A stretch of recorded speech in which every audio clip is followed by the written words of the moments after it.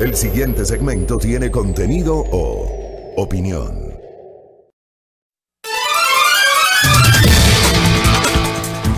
Muy bien, 6:24 en la primera hora. Gracias por la sintonía, gracias por acompañarnos en esta mañana. No se olviden, tienen varias posibilidades para sintonizar este espacio de noticias. Nuestra señal abierta para Pichincha, Esmeraldas y Manabí. Igualmente nuestra transmisión o retransmisión para Santo Domingo de los Áchiras por Majestad Televisión y el canal 3 de TVNet. Nos pueden sintonizar en www.radiomajestad.com y estamos en el Facebook Live. Nos pueden observar y nos pueden escuchar a través de las fanpages de Majestad Radio y de Primera Plana. Muchas gracias por la sintonía. Algunos temas para comentar, querida audiencia. Di lectura hace minutos a una nota que publicó el portal web de Revista Vistazo en el sentido de la decisión de un tribunal penal que ha ratificado la sentencia por enriquecimiento ilícito en contra de Pedro Delgado, quien ocupó varios cargos en el gobierno anterior, en el gobierno del expresidente Rafael Correa, y que tenía un parentesco familiar, era primo de Rafael Correa. Tal vez el caso de Pedro Delgado, amable audiencia, termina siendo uno de los más emblemáticos para referir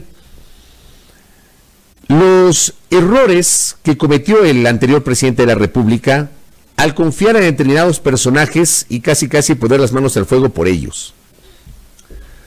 Desde luego que los cargos que derivan de una designación directa de un mandatario, de un presidente de la República, en este caso, cuando un presidente nombra autoridades, nombra ministros, son cargos que deberían partir de un tema de confianza, no solamente del nivel de preparación que debe tener una persona para ocupar un cargo de esa índole, para ser ministro de Estado. Hay algunos presupuestos, ¿no? O sea, yo no me imagino que en el Ministerio de Economía y Finanzas pongan a un arquitecto. No me imagino que en el Ministerio de Transporte y Obras Públicas pongan a un periodista. No me imagino que en el Ministerio del Ambiente pongan a un sociólogo. O sea, tiene que haber un nivel de experticia, de formación, primero, de formación y además de experiencia, que claro, le va a permitir a la persona desempeñar con conocimiento el área para el cual ha sido designada por el presidente de la República. Pero digo, más allá de eso, también hay un elemento político. Es innegable que hay un elemento político, muchas veces con base en los acuerdos políticos, en las alianzas, qué sé yo. Hay determinados ministerios que se entregan y eso ha pasado a lo largo de la vida del país. ¿Recuerdan ustedes cuando Lucio Gutiérrez asumió el poder en el 15 de enero del 2003? Gutiérrez llegó al poder en esta alianza de la Sociedad Patriótica con Pachacutic y con el Movimiento Popular Democrático. Y por ejemplo, para el caso de Pachacutic, le entregaron el Ministerio de Relaciones Exteriores. Fue designada Nina Pacari como canciller de la República. Para el caso del Ministerio del Ambiente, le entregaron ese ministerio a una persona vinculada al Movimiento Popular Democrático, que era Edgar Rich. Digo, así pasa en el mundo real, así pasa en la política. No es, digamos, anormal, ni es algo nuevo lo que estoy diciendo. Pero además tiene que haber un elemento de confianza. Y justamente por la confianza, un gobernante no debe poner las manos al fuego por una persona. Al menos permitir que se abra la posibilidad de una investigación. Cuando esa persona, que probablemente es de la confianza de un mandatario, está señalada por la opinión pública. Abrir la posibilidad de una investigación que permita esclarecer lo que está pasando. Correa no lo hizo. Yo siempre invoco a nuestra audiencia, invoco a reflexionar y a pensar en frío en cosas que han ocurrido y que se convirtieron en errores históricos que terminan pasando factura. Y yo sí creo que el caso de Pedro Delgado le terminó pasando factura al entonces presidente de la República. Para empezar, era un familiar, no familiar directo, pero era un familiar, era su primo, quien había sido señalado por supuestas irregularidades durante su paso por la administración pública no solamente en el gobierno de Correa, sino antes,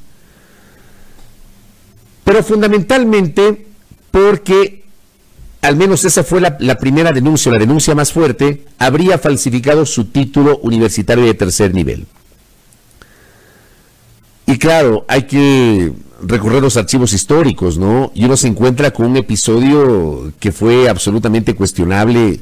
Nosotros en este espacio de noticias en su momento hablamos de ese tema. En los últimos tiempos hemos referido también a ese tema.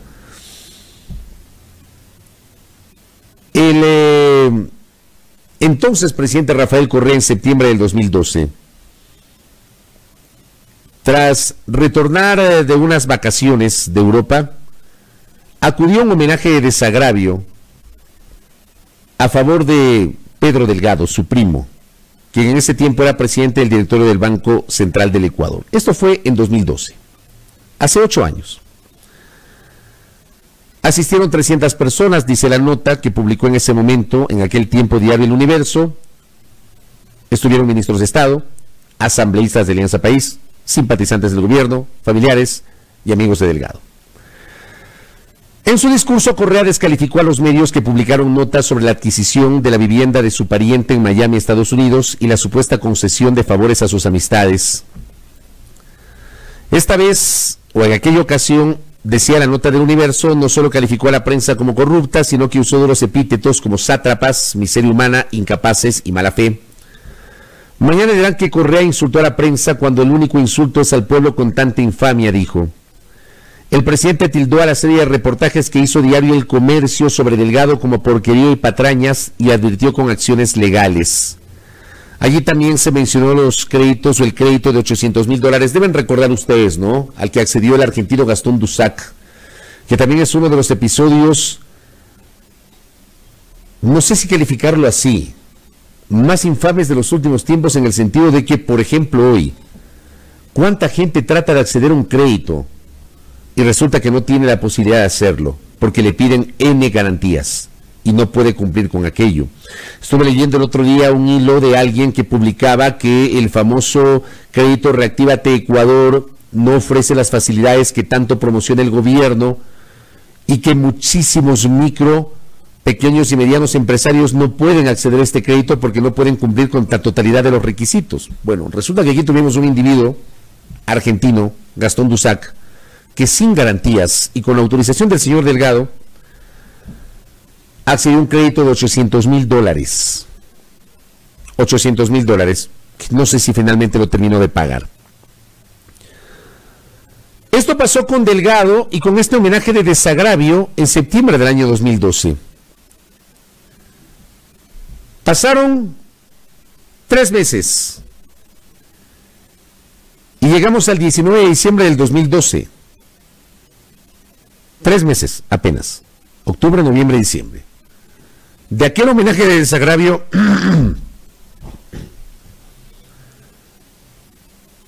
hasta que el propio Pedro Delgado renunció y reconoció que no tiene título de economista. Este es otro de los episodios extraños que recoge nuestra historia reciente, amable audiencia.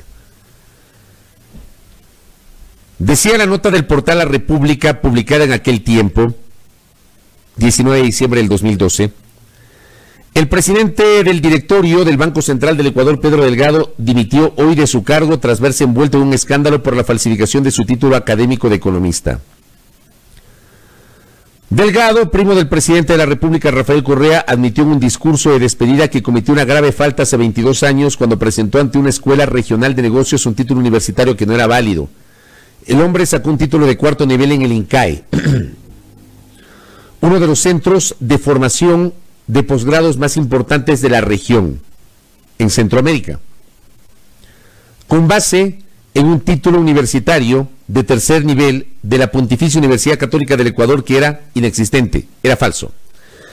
Además, decía la nota de La República, aceptó que ese hecho lo mantuvo en secreto, pero que al reaparecer el caso ha decidido renunciar para no perjudicar al proyecto político de Correa. En toda mi trayectoria, ya les voy a decir por qué me río, ¿no? En toda mi trayectoria como funcionario he procedido de acuerdo a los principios de esta revolución, dice Delgado. Decía Delgado en 2012, en diciembre. Lo hice con lealtad y honestidad. Con lealtad y honestidad, decía el individuo que le engañó al país y que le engañó al presidente de la República con un título falso. Pero hablaba de honestidad y de lealtad. Delgado, sin embargo, rechazó, otro perseguido, la persecución de la que dijo ha sido víctima por parte de políticos de oposición y de algunos medios de comunicación poderosos que le han acusado de corrupción. Bueno, el señor Delgado acaba de ser ratificado en su sentencia por enriquecimiento ilícito, ¿no? No es invento de la prensa. Para no afectar más al proyecto político que lidera el presidente Rafael Correa, presento mi renuncia irrevocable al cargo encomendado al frente del Banco Central, afirmó Delgado, que también dimitió como presidente del fideicomiso No Más Impunidad, que administra bienes incautados por el Estado a bancos intervenidos.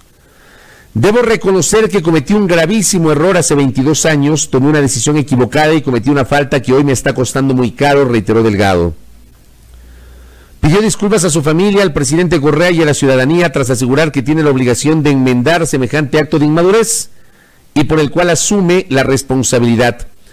Otro de los escándalos en los que se ha visto envuelto Delgado es el caso por la aprobación aparentemente irregular de $800,000 que el banco COFIEC, en manos del fideicomiso No Más Impunidad, otorgó al argentino Gastón Dusac. Delgado no ha sido imputado en ese caso, pero la Fiscalía ecuatoriana aún investiga la denuncia, pese a que Dusac llegó a un acuerdo para pagar el préstamo con el banco COFIEC. ¿Saben qué pasó al día siguiente de esto? Esta declaración, para los que tratamos de no olvidarnos de determinados pasajes de la historia, querida audiencia, esta declaración se efectuó en el cuarto piso del edificio de los medios públicos, donde funcionaba en aquel tiempo la Secretaría de Comunicación, la SECOM, donde tenían una sala de prensa. Allí se hace la declaración del señor Delgado, sin preguntas, y el señor Delgado, luego de las preguntas, luego de, digamos, de la intervención, sin preguntas, insisto, se retiró. Tomó el camino y se retiró. Al día siguiente, el señor Delgado se fue del país. A las 6 de la mañana del día siguiente, abordó un avión de American Airlines, rumbo a Miami, con el pretexto de que se iba al matrimonio de su hija, diciembre del 2012, y que regresaba prontito. Hace casi 8 años, el señor Delgado dejó el país a vista y paciencia de las autoridades judiciales de la época. Y claro, ¿por qué me reí hace minutos cuando leí esta parte, ¿no? Donde decía que no quiere afectar el proyecto político del presidente Rafael Correa, decía él. Para no afectar más al proyecto político que lidera el presidente Correa, presento mi renuncia irrevocable. ¿Saben qué hizo Delgado hace 3 años y pico? En la campaña electoral del 2017. ¿Se acuerdan lo que hizo Delgado? Delgado en 2012 dice que desempeñó su cargo con lealtad y honestidad. Defendió la figura del presidente de la República al que le engañó y también engañó al país. Ya, defendió la figura de la persona que puso las manos equivocadamente al fuego por él. Y di lectura a la nota del homenaje de desagravio con la actitud del entonces presidente Rafael Correa contra la prensa y contra los políticos que denunciaron. Y que no dio Correa beneficio de la duda, y ese es el principal error del entonces presidente, el haber puesto las manos al fuego por alguien, sin fórmula de duda. Hay que brindar a las cosas el beneficio de la duda siempre, querida audiencia. En todo nuestro quehacer diario, hay que brindar el beneficio de la duda. No se diga cuando se trata del ejercicio del poder. El presidente de aquella época no otorgó el beneficio de la duda y lo que hizo fue arremeter y hablar que todas eran patrañas de los sátrapas de las miserias humanas. Esos eran los calificativos que utilizaba Correa. Es que era así. Y este hombre renuncia hablando de la lealtad, de la honestidad que no quiere afectar. ¿Saben qué hizo en 2017 en la campaña por la segunda vuelta electoral? Cuando fueron finalistas Guillermo Lasso y Lenín Moreno. El hombre apareció pues en los denominados Primo Leaks. ¿Se acuerdan? Los Primo Leaks. Como gran fiscalizador o como gran acusador. Casi al estilo de Carlos Pareja Yanuseli. ¿Se acuerdan? ¿Se acuerdan lo sucia que fue la campaña de la segunda vuelta del año 2017? Siempre invoco, querida audiencia, la memoria colectiva. Siempre. En la campaña del 2017, que es una de las más sucias que recuerdo de los últimos tiempos, claro, con el elemento digital que ahora se utiliza, apareció pues Carlos Pareja Llanuselli como el gran denunciante, el gran fiscalizador que tiene documentos, que no sé qué, que no sé cuánto. Y todo esto fue viral. Y aparece Carlos Polit. Posteriormente, Polit aparece después del 2017. Pero ese año, en esa campaña electoral, digo, estos formatos que utilizan, ¿no? Los pájaros contra las escopetas, lo hizo Pareja Llanuselli, lo hizo Pedro Delgado en la campaña de la segunda vuelta y después lo hizo Carlos Polit Fayoni, excontralor, igualmente entrevistado por algunos colegas. Y cuyas denuncias aparecieron igualmente en una suerte de leaks. Politleaks me parece que se llamaban, del excontralor general del Estado. Ese fue Pedro Delgado. Él fue Pedro Delgado. Y el expresidente Rafael Correa no reconoció esto cuando asistió al homenaje de desagravio en 2012 y puso las manos al fuego. No sé si se habrá dado cuenta el entonces presidente Correa del error que cometió. Siempre les digo, queridos oyentes, televidentes, internautas, aquí en este espacio no pretendemos hablar bien o hablar mal porque sí, o per se. Tratamos de hacer un periodismo crítico y tratamos de brindarles a ustedes lo que necesitan escuchar y no siempre lo que quieren escuchar. Y de los errores aprende el ser humano. Y este es un error que se cometió, el haber puesto las manos al fuego por un funcionario que cometió actos de corrupción. Por cierto, ha sido sentenciado por un presunto enriquecimiento ilícito, así lo ha declarado la Administración de Justicia. No sé si finalmente iniciaron una investigación por la falsificación de documento. Así que yo hago una referencia y una reflexión histórica a propósito de esta nota de vistazo para que nosotros, para que junto a ustedes y nosotros podamos tener una referencia histórica sobre hechos que ocurrieron y que ojalá que no vuelvan a ocurrir. El gobernante, ojo, también pasó lo mismo con Gutiérrez, ¿eh? Gutiérrez defendía a su cuñado, ¿se acuerdan de Napoleón Villa? Defendía a su cuñado. Digamos, ha pasado a lo largo del tiempo. Cuando los presidentes han defendido familiares, que de alguna u otra manera han estado vinculados directo o indirectamente con el poder. Lo hizo Gutiérrez con su cuñado, lo hizo Durán Ballén en el caso Flores y Miel, ¿se acuerdan? Igualmente vinculados familiares del presidente de la República, en el caso de Durán Ballén. En el tiempo de Bucarán, su hermano era quien manejaba todo en la Comisión de Presupuesto del Congreso Nacional. Memoria, querida audiencia, memoria. Algo tenemos de memoria en este espacio, créanme, créanme. Y el mensaje es que el gobernante tiene que otorgar siempre el beneficio de la duda a quien está o forma parte de su entorno y no poner las manos al fuego. Porque al final del día se puede quemar. Y creo que eso pasó con Pedro Delgado. Que Pedro Delgado huyó del país a vista y paciencia de las autoridades, que es uno de los episodios más absurdos que yo recuerde. El hombre se fue, salió tranquilamente, no tuvo ni siquiera arraigo. 6 de la mañana de un día se fue para no volver más. Ha durado casi 8 años el matrimonio de su hija. Y luego el hombre se convirtió en un denunciólogo. Y ahora ya no aparece. Porque claro, esta gente aparece solamente en determinados momentos. ¿Ya? Pedro Delgado apareció en 2017 en la campaña de la segunda vuelta. ¿Para qué? Para afectar la campaña de Lenín Moreno. Ahí apareció Pedro Delgado. Carlos Pareja Llanuselli apareció en la campaña de la segunda vuelta para afectar la imagen de Lenín Moreno. La campaña de Lenín Moreno. Así era. ¿Alguien no ha vuelto a ver a Pedro Delgado en los últimos tiempos?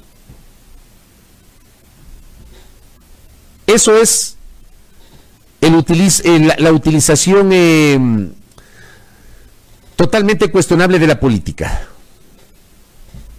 Totalmente cuestionable. Así que eso queda para la reflexión, querida audiencia. Esto de Pedro Delgado. Una breve referencia histórica de lo que había ocurrido. Y bueno, ya que hablamos de situaciones complejas de la política, el portal Primicias el día de hoy hace referencia a algo que lo tenía reservado para estos días para comentarlo y que, claro, quería también comentarlo a propósito de la entrevista que tuve hace 2 días con José Serrano Salgado, quien nos ha dicho sigue siendo asambleísta de Alianza País. Él no se ha separado de esa organización política, si todavía se le puede llamar organización política. No sé si existe o no existe Alianza País. Yo sostengo que ya no existe Alianza País. En la práctica, en el papel claro que existe, pero en la práctica no sé qué tipo de activación política tiene esa organización, que fue el grupo político más poderoso durante una década, que ganó todas las elecciones desde el 2006 hasta el 2017, pero que en los últimos tiempos está muy venida menos, y creo y no tengo dudas que en el corto o mediano plazo esa organización política va a desaparecer. Hoy, por ejemplo, y esto me quedó después de la entrevista con José Serrano hace 2 días, y suscribo lo que publica Primicias, hay apenas rezagos de Alianza País en la Asamblea Nacional. Alianza País como bloque ya no existe más. Si uno revisa la página web de la Asamblea Nacional, uno se encuentra con que hay un grupo de legisladores de Alianza País, pero en la práctica es un bloque desarticulado, es un bloque cuya cabeza visible es el presidente de la Asamblea Nacional, César Litardo, pero que se quedó sin coordinación hace 2 semanas tras la renuncia de Jimena Peña.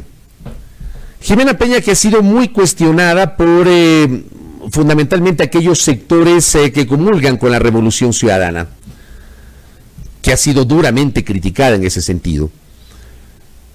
Jimena Peña hace pocos días nos lo dijo a nosotros en este espacio, explicó las razones por las cuales ella decidió dar un paso al costado en la coordinación. Ella decía, ya no nos pueden llamar movimiento oficialista. Esas palabras muy similares fueron utilizadas también por el asambleísta José Serrano esta semana. Alianza País no debe ser llamado ya el bloque oficialista, porque decía José Serrano, Alianza País no gobierna. Y decía, ¿qué ministro de Estado pertenece a Alianza País? Mencionó el caso del ministro de Salud. El ministro de Salud no formó parte del proyecto político que ganó las elecciones en 2017. El ministro de Finanzas no formó parte de ese proyecto político. La ministra de Gobierno no formó parte de ese proyecto político. El secretario general de Gabinete tampoco. El ministro de Energía tampoco. El ministro de Defensa tampoco. Cuando restan 8 meses y medio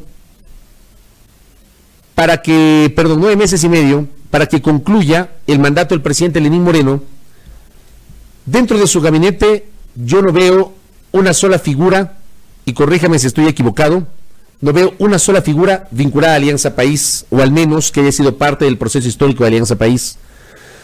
Me parece que la última figura que quedaba allí era Alexandra Ocles, y Alexandra Ocles, como es de conocimiento público, renunció tras la presunción de irregularidades según contrato por la adquisición de kits para alimentos en el contexto de la pandemia, investigación de la cual no tengo idea cómo ha avanzado, porque como en este país somos tan coyunturales, somos un solo hervor, se lanza la denuncia, aparecen las primeras investigaciones, en este caso renunció la funcionaria, le dieron medidas alternativas a la prisión preventiva y ya nadie habla del tema. No sabemos cómo está esa investigación, que es importante saberla, porque el país necesita conocer si efectivamente hubo o no una irregularidad en esa intención de contratar 7,000 kits alimenticios.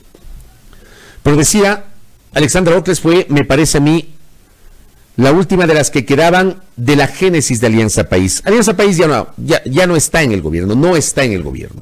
Presidente de la República es presidente de Alianza País, pero no activa en la organización política que preside. Es clarísimo eso. Y en la Asamblea Nacional tenemos el caso de Jimena Peña, que dio un paso en la coordinación. Ella hizo algunas revelaciones en entrevista con nosotros, Dijo, por ejemplo, que hace rato no tienen reuniones con el presidente de la República, que no hay ningún nivel de coordinación. Que, por ejemplo, cuando enviaron la terna para elegir a la nueva vicepresidenta de la República, eso no fue socializado, ni siquiera una conversación con el bloque. Y ella decide dar un paso al costado. Se conoció en las últimas horas también que gente como Elizabeth Cabezas ha decidido dejar Alianza País. No tenía conocimiento, por ejemplo, pero Primicias trae a colación, para mí esto fue una revelación cuando leí la nota periodística hace minutos, que los legisladores Fausto Terán, Karina Arteaga y Joana Cedeño también dejaron Alianza País, y los tres son parte de la Comisión de Fiscalización. Fausto Terán reemplazó a Norma Vallejo, que a su vez reemplazó a Miguel Carvajal. Y Fausto Terán también fue asambleísta de Alianza País en el periodo anterior. Ha decidido dejar Alianza País, dice la nota de Primicias. Karina Arteaga, que es la presidenta de la Comisión de Derechos de los Trabajadores y sobre quien hay una serie de denuncias que entiendo están en manos de la Fiscalía. Gente que fue parte de su equipo la denunció por el supuesto cobro de diezmos. Ese tema estaba siendo materia de investigaciones. No tengo idea tampoco cuánto ha avanzado esa investigación sobre los diezmos. Y Joana Cedeño, que preside la Comisión de Fiscalización, que siempre a lo largo del tiempo ha sido uno de los espacios más apetecidos por nuestros políticos. Hoy la Comisión de Fiscalización está en un momento muy complicado. Y decía la nota, apenas 2 de 13 cuando Alianza País arrancó con mayoría el actual periodo. Ahí vamos a revisar, pues, la integración de la Comisión de Fiscalización. Joana Cedeño, que es la presidenta, dice la nota de Primicias, ya no es parte de Alianza País. Elisea Suero, vicepresidente, hoy suspendido, su salario, tiene una orden de prisión en su contra, no ha sido localizado y está siendo o fue vinculado al proceso de investigación por supuesta delincuencia organizada en el caso de los contratos para el Hospital Básico de Pedernales. Alberto Arias, que entiendo si es de Alianza País. Ramón Terán, que es del Partido Social Cristiano. Karina Arteaga, que dice la nota, ya no es más parte de Alianza País. Jimmy Candel, que es parte del BIN, del Bloque de Integración Nacional. Ángel Gende, que es un asambleísta independiente, que por cierto, el asambleísta Gende hace pocos días perdió el respaldo de la organización política de la que era parte en la provincia de Santo Domingo de los Áchilas. En Majestad Televisión di lectura hace pocos días a un reportaje que se hizo sobre que el movimiento Alianza Sáchila, me parece, igualmente marcó distancias con el accionar del asambleísta Gende. Luis Pachala, que es el coordinador del movimiento Creo. Carmen Rivadeneira, que es de la Revolución Ciudadana. Michelle Dumet, que es de Alianza País. Fausto Terán, que según la nota de Primicias ya no es de Alianza País. Silvia Vera, que es de Creo. Y Pinucia Colamarco, que es la alterna de Daniel Mendoza y que no es parte de Alianza País. O sea, Alianza País hoy en la Comisión de Fiscalización tiene a Alberto Arias y tiene a Michelle Dumet. Y no tiene más. Entonces allí se entiende el hecho de que hay un interés ahora mismo de reorganizar la Comisión de Fiscalización. Revisando la agenda de la Asamblea Nacional, el día de hoy, jueves, está previsto que el Parlamento se reúna a las 3 de la tarde. Va a continuar con el primer debate del proyecto de ley de recuperación de bienes de origen o destino ilícito o injustificado, y luego dice proyecto de resolución para reestructurar la Comisión de Fiscalización y Control Político. Yo sostengo, y lo he sostenido desde hace rato, que no existe marco jurídico para reestructurar las comisiones en la mitad. No existe. La Ley Orgánica de la Función Legislativa no lo prevé. No existe, pero aparentemente van a querer reestructurar la Comisión de Fiscalización porque las mayorías inexistentes en la Asamblea o el comportamiento de los bloques se está moviendo por estos elementos que estamos señalando. Y que tiene que ver con la desarticulación total, prácticamente total de Alianza País. Y fruto de aquello, lo poco que queda de Alianza País, decía la nota de Primicias, protege o intenta proteger determinados espacios del gobierno desde el punto de vista de la fiscalización en la Asamblea Nacional. Le llamaban a la Comisión de Fiscalización en su momento a la Comisión de Archivo.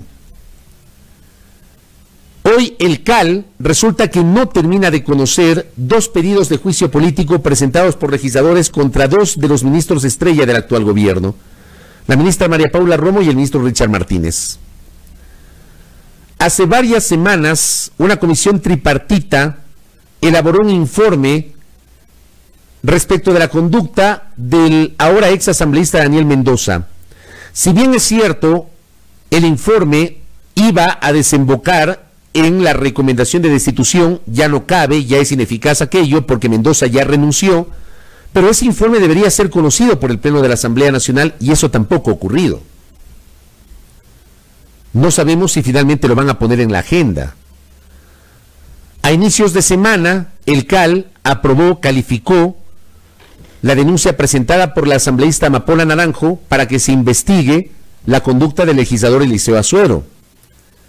Estamos jueves y al menos de esta semana el Pleno de la Asamblea no va a integrar esa comisión tripartita. Hoy, por ejemplo, como es continuación de sesión, eso en estricto rigor parlamentario, de práctica parlamentaria, no se va a poder incorporar otro tema adicional como cambio del orden del día. Entonces hoy no podrá incorporarse la posibilidad de que se integre esa comisión. Tendrán que esperar hasta la próxima semana y así van dilatando las cosas. Con estas dificultades en la Asamblea Nacional, ¿cómo va a llevar adelante el gobierno del presidente Moreno el último tramo de su mandato en su relación con la Asamblea Nacional? Acuérdense ustedes que el año anterior, para el 14 de mayo del 2019, fue presentado con gran pompa y con gran entusiasmo un mal llamado acuerdo de gobernabilidad. Le llamaron así pomposamente, acuerdo por la gobernabilidad.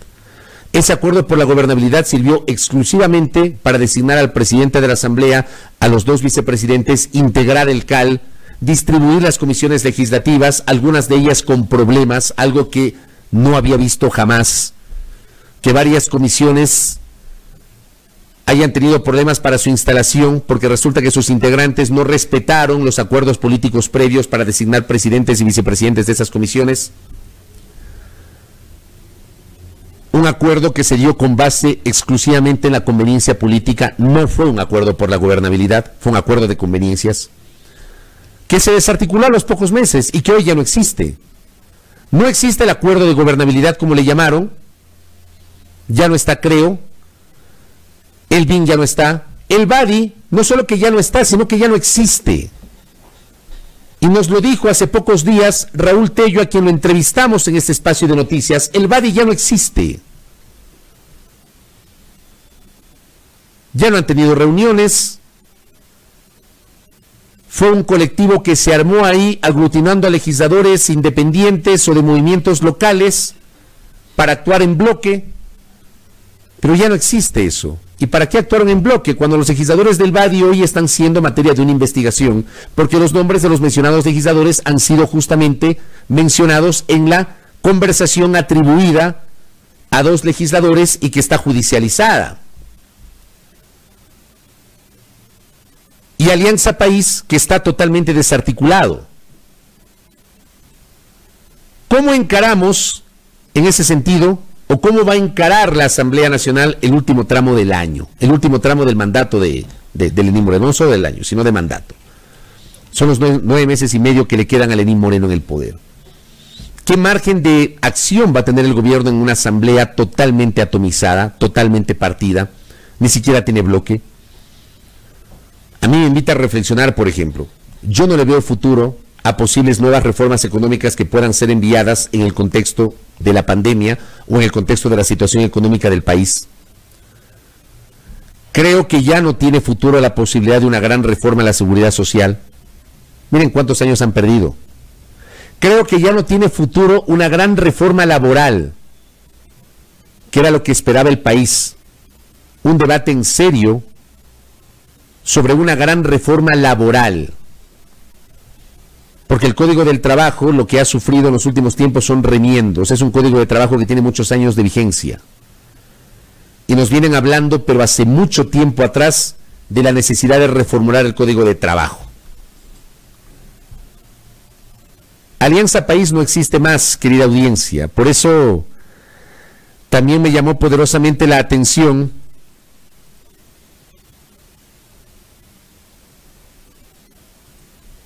el comunicado de hace pocos días que dimos lectura en este espacio, ¿no? Cuando Alianza País dice que va a presentar candidato propio a la presidencia de la República, ¿con qué estructura lo van a hacer? Ni siquiera han podido articular su propio bloque legislativo. Ni siquiera han podido hacerlo. Y claro, decía Francisco Herrera Arauz el otro día en un editorial, lo vamos a tener más adelante al doctor Francisco Herrera para profundizar esto que estoy señalando.